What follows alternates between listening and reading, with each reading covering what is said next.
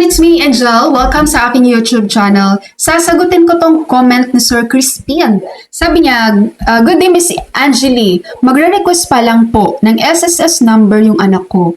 Bakit walang option na voluntary member sa purpose of registration?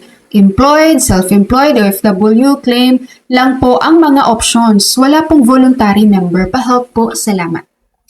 Okay, kaya naman sa video na ito, yan ang ating pag-uusapan. Paano yung mga first time pa lang kukuha ng SSS number. Okay, ganito po. Kapag first time pa lang po kayo kukuha ng SSS number, hindi nyo po pwedeng gamitin ang voluntary sa SSS as membership type. Hindi nyo pwedeng gamitin ang voluntary member. Bakit? Dahil po, ang voluntary na membership type sa SSS ay para lang po ito sa mga existing member na ni SSS na kung saan sila po ay mga dating employed, dating self-employed, dating OFW. Kumbaga po, may mga contributions na po ito sila sa SSS bilang employed, self-employed, or OFW dati at kung saan ngayon ay magre-resign na.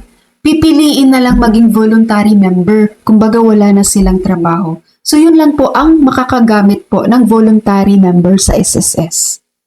Halimbawa po, halimbawa ko yung sarili ko. Dati po akong employed, nag-resign na po ako. Mas pinili ko na po na hindi ako magtrabaho. So ang ginagawa ko po, dahil wala na akong employer, nag-change po ako ng membership type ko kay SSS from employed to voluntary. So, voluntary member na po ako ngayon ni SSS. Ngayon, sa mga first time pa lang po kukuha ng SSS number sa SSS, ito lang talaga yung pagpipilian nyo guys. Meron ditong for employment, self-employed, OFW, non-working spouse, claimant, survivor pensioner, or guardian. So, ito lang ang pagpipilian mo po kapag first time mong kukuha ng SSS number. Ngayon, sir, tingnan niyo po dito saan po pasok yung anak niyo. For employment ba siya? O kaya, kung ayaw niyo naman po ng for employment, pwede niyo pong piliin yung self-employed. Alright po, sir. Sana po nasagot ko po yung questions niyo. If you have follow-up questions po, mag-comment lang kayo sa video na to, sasagutin ko po yan. Kaya sa mga wala pang SSS number dyan at gusto niyo pong kumuha ng SSS number, hindi niyo na po kailangan pumunta pa ng SSS branch. Just through online applications, makakakuha na po kayo ng SSS number. Meron po akong separate video paano po tayo makakakuha ng SSS number through online application.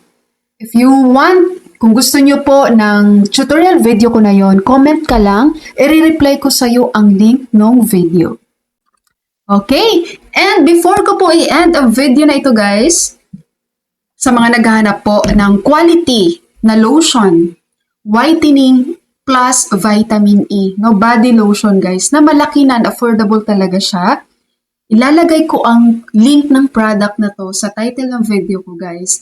Promise, ang ganda-ganda at ang sarap gamitin ito sa balat. Hindi siya malagkit. Wala pa to sa 200 pesos and ang laki niya na. 600 ml to guys, na wala pa sa 200 pesos. Okay, SSS members, and sa mga hindi naman SSS members pero patuloy na nanonood dito sa aking channel, thank you so much for watching everyone. God bless you.